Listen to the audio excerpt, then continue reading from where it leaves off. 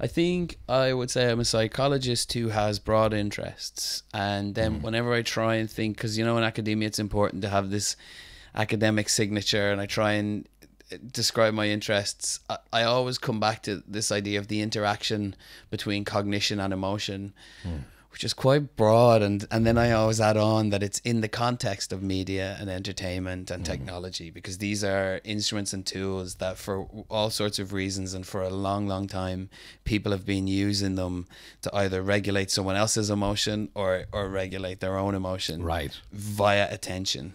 So I'm interested in that process. What key learning do you think stands out for you? The key thing that has worked for me is an interdisciplinary approach, calling on the knowledge and expertise of others, and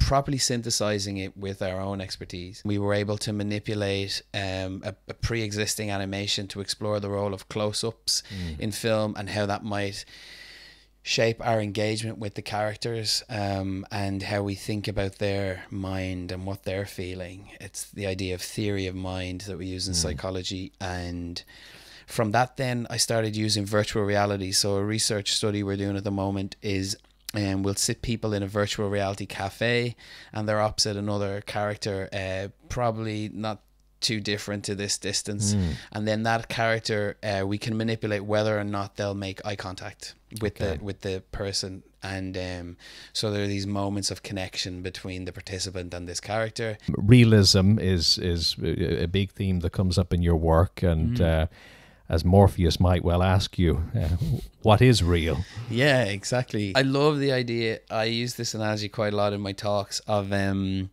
Dorothy and the Wizard of Oz gang are all going to see the wizard, and they're finally faced before him, and there's explosions, and he's saying, "What the hell are you doing here?" and shouting this stuff, and they're terrified, and their emotions are really high, and they're shivering and shaking, and Toto runs over to the side, and he pulls back this curtain, and we see that the whole thing is an illusion, and that the wizard is a small frail old man behind working these gadgets, and the wizard says, "Pay no attention to that man behind the curtain."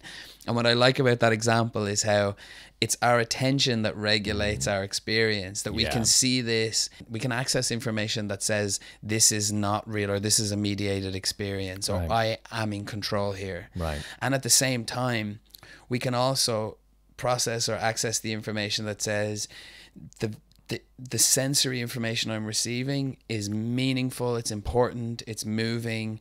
When I see someone cry, I know how to respond to that case.